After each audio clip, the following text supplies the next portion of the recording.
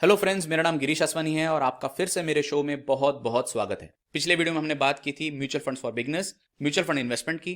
पिछले वीडियो का link video के एंड में और डिस्क्रिप्शन में है। आज हम बात करेंगे कि म्यूचुअल फंड्स में इन्वेस्ट कैसे करें। फ्रेंड्स, आज हम 3 बहुत इंपॉर्टेंट कॉन्सेप्ट्स डिस्कस कर रहे हैं और क्योंकि आधा ज्ञान हमेशा खतरनाक होता है, इसलिए इस वीडियो को एंड तक देखिए। सबसे पहले आपको याद रखना चाहिए कि सिर्फ एक म्यूचुअल फंड स्कीम में नहीं, बल्कि म्यूचुअल फंड्स का पोर्टफोलियो बनाना चाहिए जो कि कम से कम 2 फंड्स का हो, जिसमें से एक इक्विटी फंड और दूसरा डेट फंड हो, और हो सके तो एक मनी मार्केट फंड भी पोर्टफोलियो में ऐड करना चाहिए। जैसे अगर आप 10,000 का एसआईपी या 10,000 वन टाइम लमसम इन्वेस्ट करें तो सारा पैसा एक फंड में नहीं, बल्कि कुछ पैसा एक इक्विटी फंड में और कुछ एक डेट फंड में इन्वेस्ट करें। Mutual funds portfolio basically 4 types के हैं और अर्निंग लाइफ स्पैन के 3 फेजेस होते हैं। First phase early earning years between 25 to 35 years, second phase middle earning years between 36 to 50 years, third phase pre-retirement earning years between 51 to 60 years, and fourth phase post-retirement 61 years and above। आपने 100 minus the age का formula शायद सुना होगा कि जितना भी 100 से आपकी एज माइनस करके बचे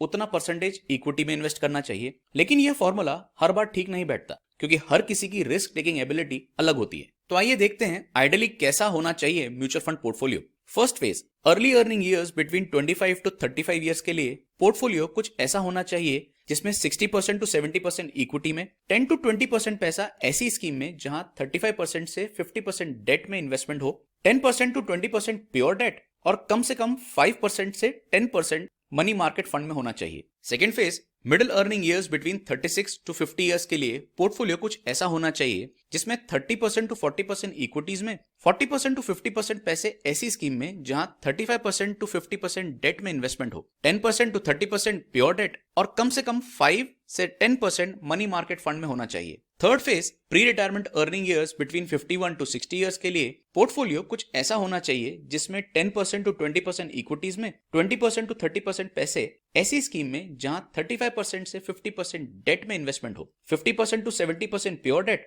और कम से कम 10% मनी मार्केट फंड में होना चाहिए। And fourth phase post retirement 61 years and above के लिए पोर्टफोलियो कुछ ऐसा होना चाहिए जिसमें 10% इक्विटीज में, 20 to 30% पैसे ऐसी स्कीम में जहां 35% से 50% डेट में इन्वेस्टमेंट हो, 50% to 70% प्योर डेट और कम से कम 5 to 10% मनी मार्केट फंड में होना चाहिए। आगे हम बात करेंगे second important concept profit booking और री इन्वेस्टमेंट स्ट्रैटेजी के बारे में। लेकिन उसके पहले एक सवाल, क्या आप अपने सपनों और इच्छाओं को पूरा करना चाहते हैं? जैसे कि घर खरीदना या अपनी ड्रीम कार खरीदना या एक लग्जरियस फार्म हाउस या world tour. Friends, I am a financial planner, fellow from insurance institute of India, master trainer of neuro linguistic programming with over 17 years of work experience और मेरा profession है financial problems को solve करना।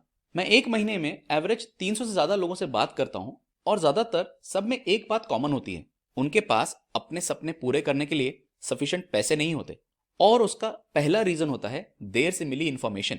इस channel को शुरू करने का पर्पस यही है कि आप अपने सपनों को पूरा कर सकें और उन सपनों को पूरा करने के लिए सफिशिएंट पैसे बना पाएं। और सफिशिएंट पैसों के लिए सबसे पहले चाहिए ऑन टाइम इंफॉर्मेशन, चाहे वो स्टॉक मार्केट के बारे में हो या लाइफ इंश्योरेंस के, पब्लिक प्रोविडेंट फंड के बारे में हो या कंपनी डिपॉजिट्स के, यूलिप के बारे में हो या म्यूचुअल फंड के, होम लोन के बारे में हो या पर्सनल लोन के।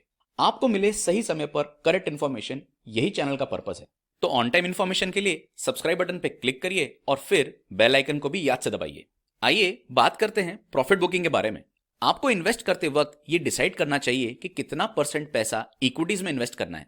जैसे मान लीजिए आपको 1 लाख इन्वेस्ट करना है, तो पहले डिसाइड करिए कि आपकी रिस्क एपेटाइट के बेसिस पे आप इक्विटी में कितना इन्वेस्ट करेंगे। इक्विटी परसेंटेज को फिक्स करिए और इस परसेंटेज को याद रखिए। फॉर एग्जाम्पल, अगर आप 70% इक्विटी का रिस्क लेना चाहते हैं और 30% डेट में इन्वेस्ट करना चाहते हैं, तो अगर एक साल में इक्विटी में 20% रिटर्न आया और डेट में 7% का, तो टोटल वैल्यू 1 लाख से बढ़कर 1,16,100 हो चुकी है, जिसमें से इक्विटी का 84,000 और डेट का टोटल 32,100 हो चुका है। तो इस सिचुएशन में अब आपको कुछ परसेंट पैसे इक्विटी से डेट में शिफ्ट कर देने चाहिए, क्योंकि 70% आपने इक्विटी में इन्वेस्ट किया था और अब 20% रिटर्न के साथ ये 70% 72.35% हो चुका है और डेट का परसेंटेज 30% से घटकर 27.64% हो चुका है। ऐसी सिचुएशन में आपको 2,730 रुपीज इक्विटी से निकाल के डेट में इन्वेस्ट करना चाहिए। इससे अब नया बैलेंस हो जाएगा इक्विटीज का 81,270 रुपीज और डेट का 34,830 रुपीज। और जब इक्विटी में डेट से कम रिटर्न्स आए तो डेट से पैसे इक्विटी में शिफ्ट करने चाहिए। यह कॉन्सेप्ट कहलाता है portfolio rebalancing and re investment strategy.